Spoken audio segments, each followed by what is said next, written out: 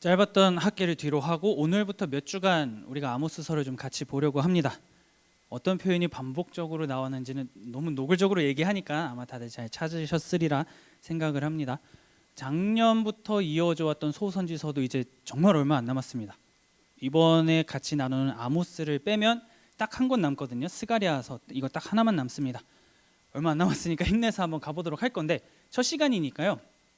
이 아모스서가 기록된 배경이나 하나님께서 무엇을 말씀하고 계시는지 그런 상황을 우리가 좀 같이 보려고 합니다. 올해 봄에서 한 여름 즈음에 넘어갈 시점에 우리가 어떤 책 한 권을 같이 나눴습니다. 호세아죠.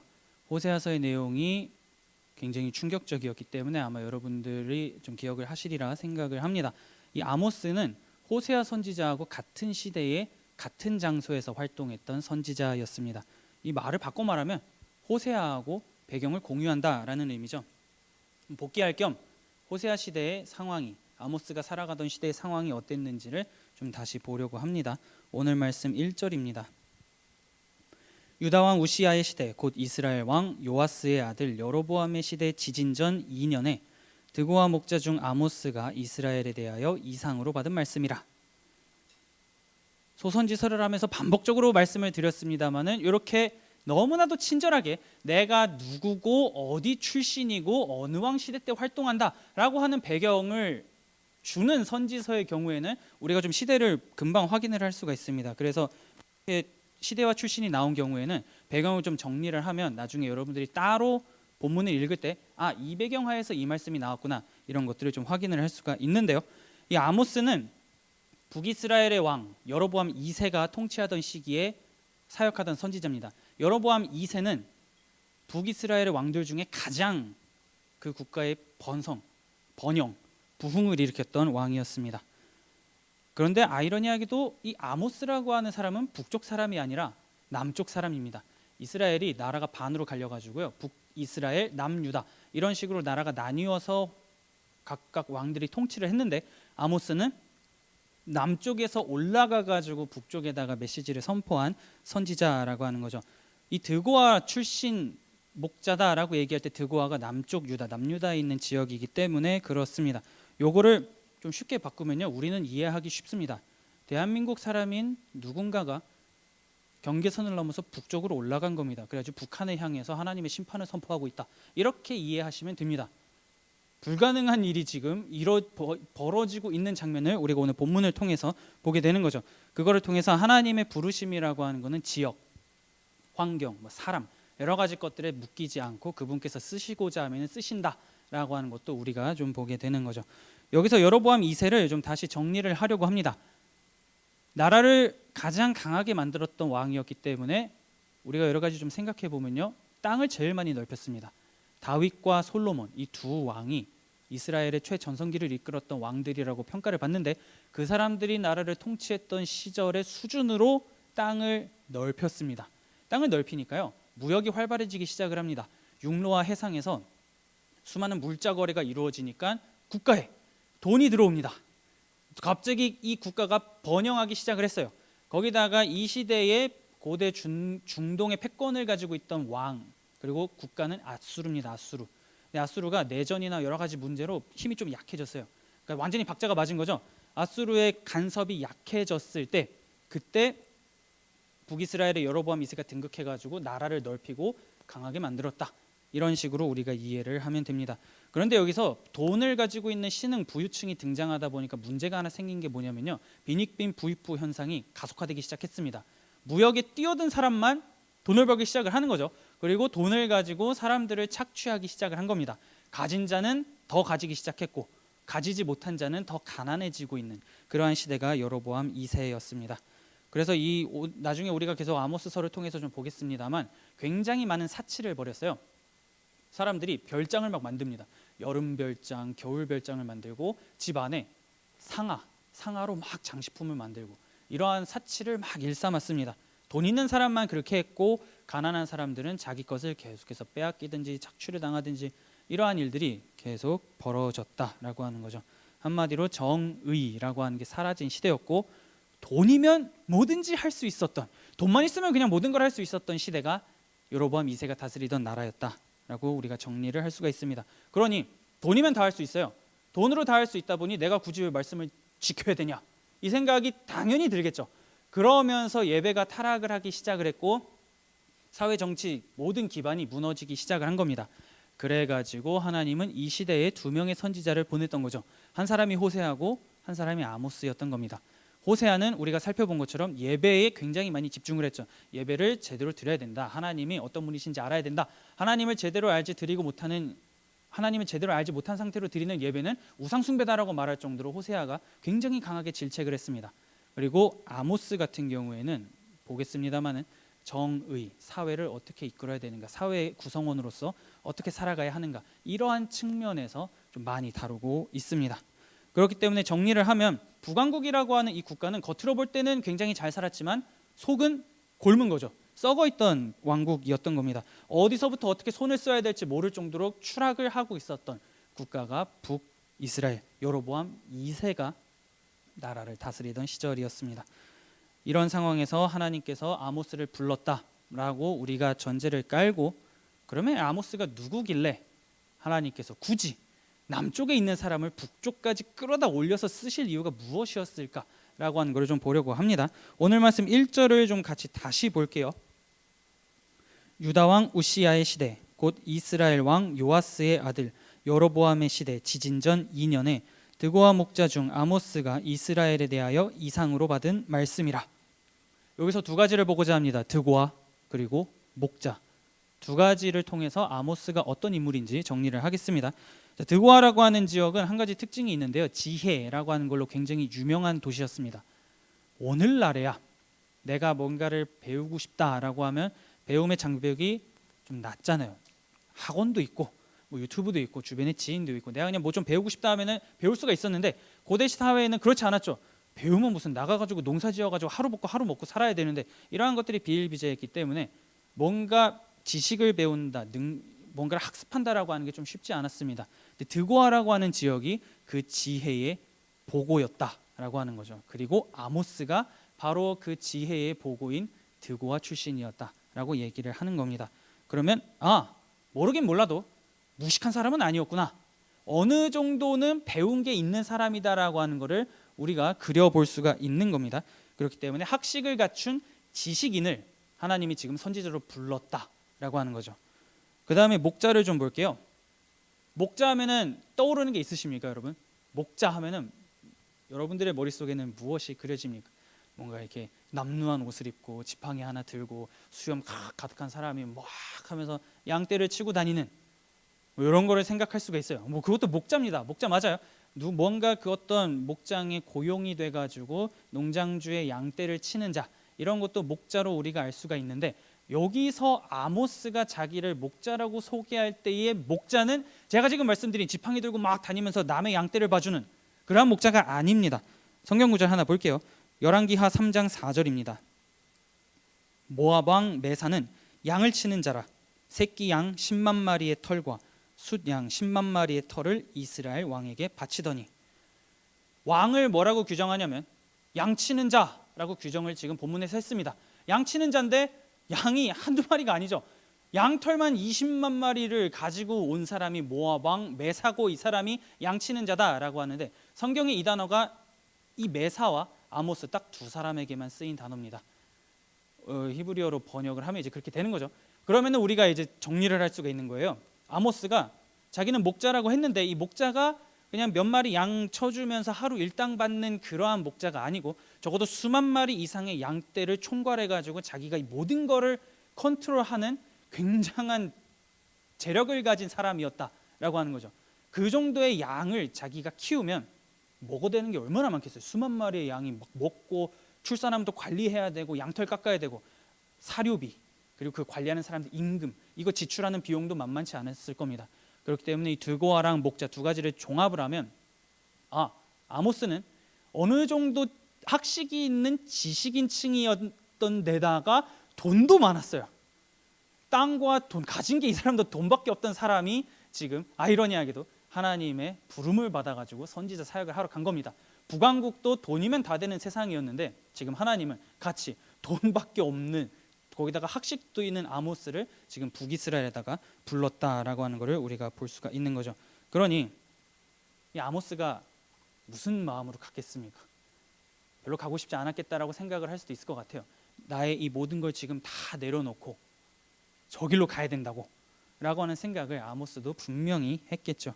선지자라고 할 때 막 선지자들이 사회를 바꿔야 됩니다, 개혁해야 됩니다, 똑바로 살아야 됩니다 막 이러다 보니까 뭔가 이 이미지가 가난한 자가 사회를 향해서 불만을 가지고 부르짖는 메시지다라고 우리가 이해를 할 때가 종종 있습니다. 그런데 성경에서 선지자들이 사역하던 시대상, 그리고 이 사람들을 하나님이 불렀을 때의 직업을 보면 정말 다양했어요. 제사장도 부르시고 막 왕족도 부르시고 오늘처럼 돈 있는 사람도 부르시고 평범한 일반인도 부르시고 그냥 하나님께서 쓰시고자 하는 자를 계속해서 사용을 하십니다. 그리고 오늘 본문에서는 돈 있고 머리도 좋은 사람을 하나님께서 선지자로 부르신 것이죠.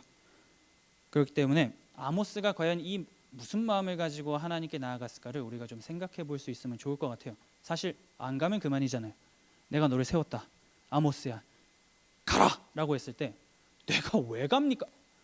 보소서 주님, 내 양떼가 얼마나 많은지요. 이 양떼에서 나오는 돈이 얼마나 많은데 내가 차라리 남왕국을 위해서 뭘 쓰면 썼지 저기까지 올라가가지고 북이스라엘에 가서 말씀을 전해야 된다고요. 이런 생각을 아모스가 왜 안 했겠습니까? 하나님의 부르심만 아니었어도 드고아 출신으로 머리도 있고 돈도 있고 너무나 안락하고 윤택한 삶을 살 수 있었지만 어떤 결단을 한 것인지 지금 그는 다 버리고 북쪽으로 넘어간 상황인 겁니다. 그래서 들어가가지고 하나님의 말씀을 선포하기 시작하는 거죠. 그러니 오늘 본문에서는 그냥 드고아의 목자 중 아모스가 북이스라엘로 가가지고 전했다, 짧게 나와 있지만 그 부르심이 아모스에게 들린 순간부터 그가 북이스라엘로 가기로 결정하기까지 시간이 언제는지 모르겠지만 길면 길 수도 있어요. 그 시간 동안 그가 얼마나 고뇌하면서 싸웠을까. 이 부르심에 내가 순종할까 말까, 안 가면 그만인데 어떤 고뇌와 씨름하면서 올라갔을지 이거는 한번 자유롭게 상상해 보시기를 바랍니다. 근데 결과는 그는 지금 순종한 거죠. 가가지고 북쪽에 올라가서 막 하나님의 메시지를 선포한 겁니다. 우리의 삶을 좀 봅시다. 우리는 각자 자기의 삶에서 하나님의 부르심에 응답하며 반응하며 살아나갑니다. 나의 삶의 현장, 뭐 교회에서 여러 가지 사역, 그리고 기타 가족들을 위한 나의 일, 여러 가지 장소에서 우리는 각자 개인만의 부르심을 듣고 반응하며 살아갑니다. 그런데 부르심이 딱 나에게 뭐 사람을 통해서 오든지 내 마음에서 갑자기 올라오든지 환경을 통해서 들어오든지 하면은 일단 우리는 멈춥니다. 멈추고선 생각을 하죠. 주님, 아직은 때가 아닙니다. 무언가 갖추어지면 하겠습니다라고 우리는 보통 얘기합니다. 이것까지만 준비가 되면 그 다음에 주께서 나를 부르실 때 내가 하겠습니다라고 우리는 일반적으로 얘기를 해요. 그런데 잘 생각해 봅시다. 무언가 갖추어지기 시작을 하면 우리는 뒤로 물러나고 싶은 마음도 함께 같이 커집니다. 왜냐하면 그동안 내가 일궈낸 게 있거든요. 갖춰지면 하겠습니다라고 해서 준비한 것들이 있습니다. 그걸 가지고 내가 또 나름대로 계획하고 미래를 꿈꾸는 무언가가 있어요. 이것도 같이 커지거든요. 그러면은 다시 한번 거기서 고민을 하게 되는 겁니다. 어디까지 준비가 돼야 내가 뛰어들 수 있을까? 이런 생각을 하게 되는 거죠. 그럼 바꿔서 말하면 그럼 가진 것이 없으면 뛰어들 수 있느냐라고 했을 때는 이것도 어려워요. 뭔가 갖춰줘야 내가 하겠다 이런 생각을 하다 보니까 가진 게 있든 없든 우리는 일단 망설이게 됩니다. 굉장히 어렵죠. 하지만 중요한 거는 우리는 늘 결심을 합니다. 가진 것이 있든지 없든지 간에 어떻게 하면 조금 더 내 삶이 안정화됐을 때 내 모든 걸 다해서 나의 부르심의 자리에서 나의 주어진 사명을 완수할 수 있을까? 사명을 일단 하고자 하는 생각은 우리는 합니다. 다만 나의 삶이 뭔가 조금 안정이 되었을 때 하겠습니다. 이러한 생각을 강하게 하죠. 이 생각이 잘못됐다라고 지금 말하는 건 아닙니다. 왜냐하면 나의 삶이 어느 정도는 해결이 돼야 내가 좀 숨통을 쉴 수 있어야 내 시선이 주변으로 향해요. 그렇기 때문에 이거는 마냥 나쁘다라고는 할 수가 없습니다. 조금이나마 더 부르심에 내가 잘 반응하고자 하는 마음이 있으니까 여러 가지를 생각하면서도 안 하겠습니다가 아니고 여러 가지 생각하면서 이게 되면 하겠습니다라고 우리가 늘 다짐을 하잖아요. 그런데 이 두 가지 상을 우리가 좀 기억을 하면서 고민을 해보실 수 있으면 좋을 것 같아요. 아모스처럼 가진 거 다 있는 상황에서 가는 사람도 있고 우리가 지난번까지 같이 나눴던 학계 시대의 이스라엘 백성들을 생각해 보셔도 좋을 것 같습니다. 가진 게 있을 때 포기하고 간 아모스랑 가진 게 없으니까 이것만 있으면 할게요 하면서 16년간이나 아무것도 하지 않았던 이스라엘의 백성들, 이 두 가지의 모습을 우리가 마음속에 품으면서 나는, 오늘을 살아가는 나는 그 주의 부르심에 어떤 식으로 어떻게 반응할까, 어떤 단계를 가지고 앞으로 나아갈까, 개인의 답이 있을 겁니다. 개인이 내린 결정이 있을 겁니다. 이거는 평생 우리가 고민하고 씨름하면서 나아가야 되는 문제이기 때문에 굳이 오늘이 아니더라도 여러분들이 삶을 살면서 계속해서 고민해 보실 수 있으면 좋겠습니다. 이렇듯 여로보암 2세 시대에 돈 있고 똑똑한 부유하고 학식이 있는 아모스를 하나님이 부르셨습니다. 그런데 부르신 기간이 좀 독특해요. 자, 1절을 계속 볼 겁니다. 오늘 말씀 1절 다시 보겠습니다. 유다 왕 우시야의 시대, 곧 이스라엘 왕 요아스의 아들 여로보암의 시대, 지진전 2년에 드고와 목자 중 아모스가 이스라엘에 대하여 이상으로 받은 말씀이라. 시기가 정확하게 언급이 되어 있습니다. 지진이 일어나기 2년 전에 활동했다라고 아모스가 얘기를 하죠. 하나님의 말씀을 막 이제 선포하고 그 다음에 2년 정도 지난 후에 그 땅에 지진이 났다라고 아모스가 얘기를 합니다. 그럼 지진, 산사태, 해일 이런 거를 보면 우리가 보통 자연재해로 생각을 한단 말이에요. 갑자기 자연재해가 이 땅을 쳤구나라고 하는데, 포로기 이후에 돌아왔던 우리가 다음에 살펴볼 스가랴 선지자는 이 상황을 단순한 자연재해로 보는 게 아니라 하나님의 심판으로 이해했습니다. 스가랴 14장 5절입니다. 그 산 골짜기는 아셀까지 이를지라. 너희가 그 산 골짜기로 도망하되 유다 왕 우시야 때에 지진을 피하여 도망하던 것 같이 하리라. 나의 하나님 여호와께서 임하실 것이요 모든 거룩한 자들이 주와 함께 하리라. 스가랴는 완전히 지금 다르게 해석을 한 겁니다. 수세기 후에, 수십 년 수백 년 지난 후에 이 선지자는 이때 나타났던 이 지진을 하나님의 심판으로 해석하고 심판의 전조로 지금 본 거죠. 여호와의 날이 이렇게 갑자기 엄청난 파괴력을 가지고 올 것이고 사람들은 도망할 것이다 라고 지금 얘기를 하고 있습니다. 그렇기 때문에 지진전 2년이라고 하는 표현에 우리가 조금 더 집중할 수 있으면 좋을 것 같아요. 본문에서 나온 것처럼 여호와의 날, 하나님의 심판 이런 거는 도둑같이 온다라고 오늘 본문도 언급을 합니다. 노아의 홍수 때도 마찬가지였습니다. 사람들이 편하게 살다가 갑자기 홍수를 맞고 다 죽었죠. 그날은 갑자기 임할 것이라고 아모스도 자신이 사역한 시기를 명백하게 특정하면서 얘기를 하고 있는 겁니다. 그렇기 때문에 만약에 우리가 말씀을 듣든지 찬양을 듣든지 내가 성경을 묵상하든지 읽든지 간에 우리 마음 가운데 무언가 반응이 막 오면, 뭔가 하나님께로 돌이키고 싶은 마음, 회개하고 싶은 마음, 아니면 너무 막 찔려가지고 어떻게 할 수 없다 이런 마음이 들 때 나중에 해야지, 그게 아니고 오늘 본문이 얘기하는 겁니다. 찔렸으면 그때 바로 돌이키라 라고 오늘 본문이 얘기를 하고 있는 겁니다. 그거를 뒤로 미루지 말라는 거죠. 돌아가서 제대로 다시 한번 주의 말씀 앞에 엎드리고 싶겠다라고 결단하는 마음이 생긴다면 오늘 그 자리에서 결단하라고 오늘 본문이 강하게 얘기를 합니다. 왜냐하면 주의 심판은 언제 몇 날 몇 시에 정확하게 이 시간에 떨어질 테니까 그 기간에 맞춰서 준비해라 이게 아니고 갑자기 이 지진이 온 것처럼 임할 것이기 때문에 오늘 내가 어떠한 반응이 있고 깨달아야 되겠고 돌이켜야 되겠다라는 마음이 생긴다면 오늘 본문은 다시 한번 강조하는 겁니다. 그때가 지금이다. 돌이켜야 된다라고 얘기를 하고 있는 거죠. 그러면 우리는 이렇게 생각할 수 있습니다. 그래도 좀 알려주시면, 이런 심판이 오는 걸 알려주시면 그거에 맞춰서 준비할 수 있을 텐데, 당연히 돌아가죠 주님, 기간만 알려주시면 열심히 준비할 수 있습니다라고 우리는 보통 생각을 합니다. 자, 그런데 아모스랑 호세아를 두 사람을 비교해 보면요, 답이 나옵니다. 알려줘도 경험해도 돌아가지 않는 게 인간의 완악함입니다. 왜냐하면 아모스는 딱 이 여로보암 시대 때만 활동하고 빠져요. 그런데 호세아는 나라가 망할 때까지 사역하던 사람입니다. 그런데 나라가 망할 때까지 호세아가 무슨 얘기를 했는지 생각해 보세요. 칭찬 없습니다. 다 백성들아 똑바로 해야 된다라는 말밖에 없어요.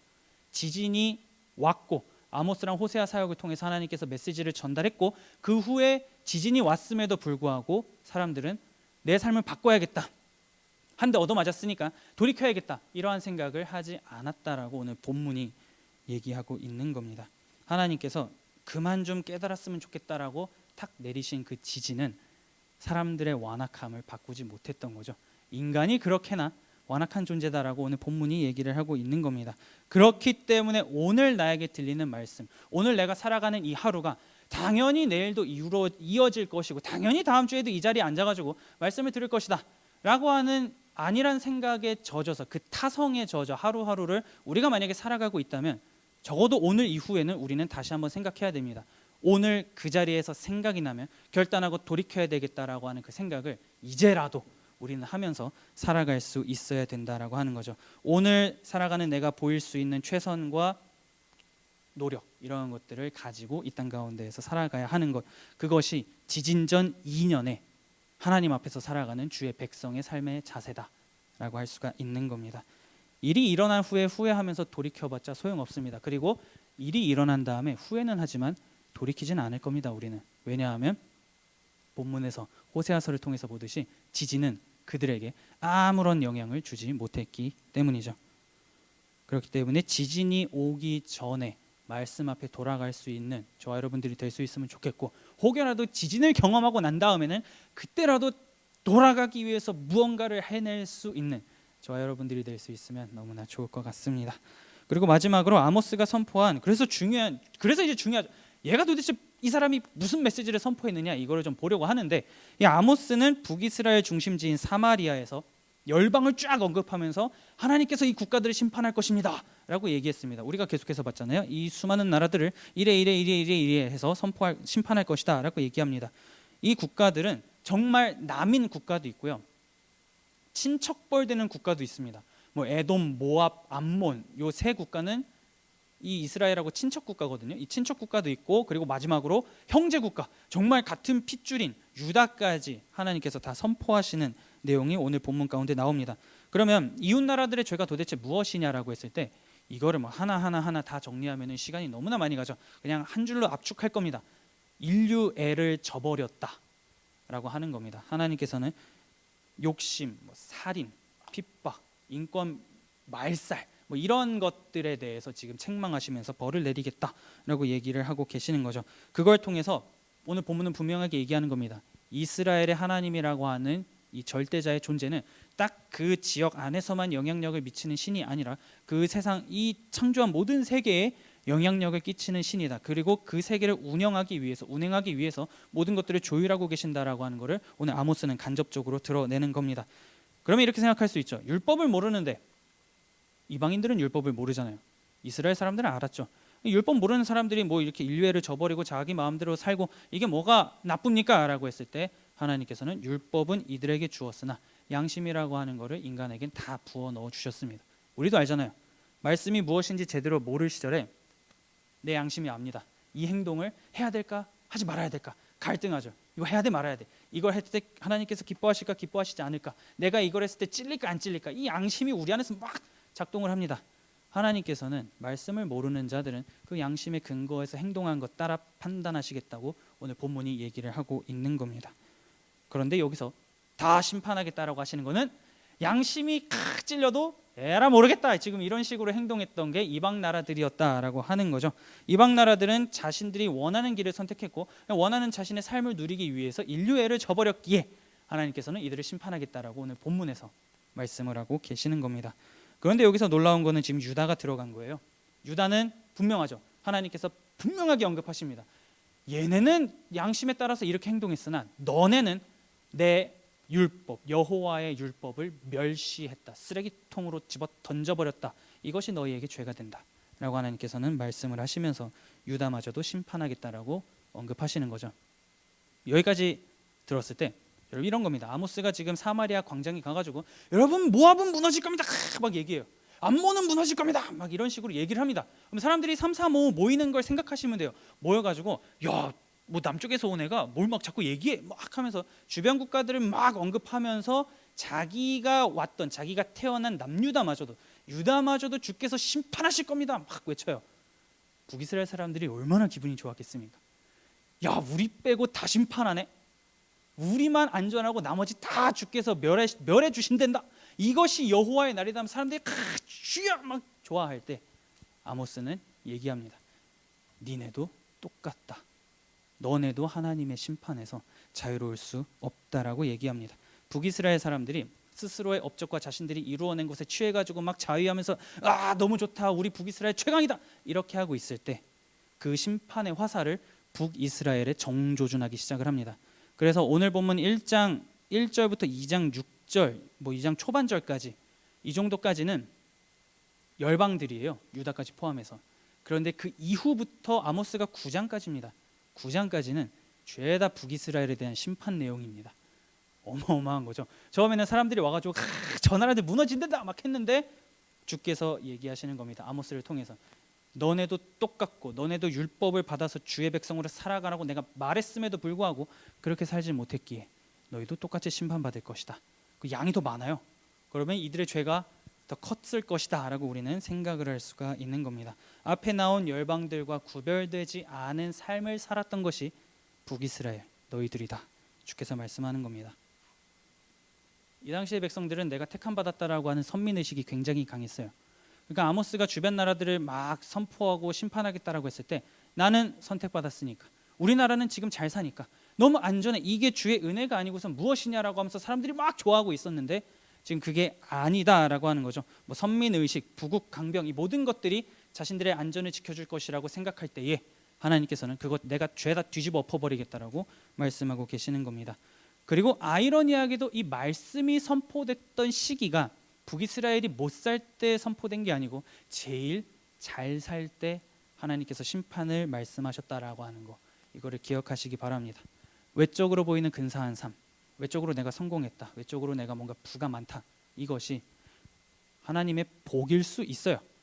그러나 무조건 이퀄 100% 하나님의 복이다라고는 말할 수 없다라고 오늘 본문이 얘기하고 있는 겁니다. 하나님의 자녀다운 모습을 보이지 않고 받은 그 은혜를 흘려보내지 않는 삶을 살면서 남을 핍박하고 착취하고 멸시하는 너희를 내가 가만히 놔두지 않겠다라고 오늘 하나님은 말씀하고 계시죠. 그러니 여러분 지금 아모스는 홀로 혈혈단신 북이스라엘로 올라와가지고 막 외치는 겁니다. 북이스라엘도 하나님께서 심판하실 것이다 라고 했을 때 자기 목숨 걸고 지금 얘기하는 거잖아요. 사람들이 와서 들을 거 아니에요. 자기는 혼자 왔어요. 일대 다수의 상황에서 북이스라엘은 멸망할 거다라고 지금 아모스가 선포하고 있습니다. 그러니 혈혈단신으로 올라가가지고 주의 심판을 외치는 이 하나님의 사자후 아모스서에서는 하나님의 사자로 묘사합니다. 부르짖는 하나님의 음성, 부르짖는 그 사자의 부르짖음 이것을 오늘을 살아가는 나하고는 별로 관계 없으니까 난 그래도 안전하니까 나의 삶은 그래도 조금 괜찮으니까 하면서 저 멀리에서 외치네 이렇게 생각하면서 그건 그거고 나는 나 이렇게 받아들이는 것이 아니라 저 메시지는 나를 향해 있는 거고 나를 지금 조준에 있고 언제든지 활시위를 당기면 그 심판은 나에게 떨어진다. 나는 과연 주의 자녀로 합당하게 살아가고 있는가? 저 외침이 정말로 나에게 다가오고 있는 게 맞는가? 내가 주의 자녀라면 저 외침에 우리는 분명하게 반응을 하게 되어 있습니다. 왜냐하면 하나님의 자녀인데 하나님의 자녀답지 살지 못하고 있는 그 장면을 그 순간을 주의 말씀이 얼마나 날카롭게 후벼 팝니까 우리를. 그때에 그 외침이 그 하나님의 부르짖음이 우리 안에 들어올 때에 불편함을 느끼실 수 있으면 좋겠고 나는 안전해가 아니라 어떻게 하면 내가 삶을 바꾸어 나아갈 수 있을까 씨름할 수 있으면 좋겠습니다. 그래서 이 광장의 외침이 여러분들의 삶 가운데에 들어가서 주의 자녀답게 합당하게 살 수 있게 만드는 원동력이 되어서 하나님의 백성으로 점차 성장하며 나아갈 수 있는 저와 여러분들이 될 수 있기를 마음 다해 축복합니다.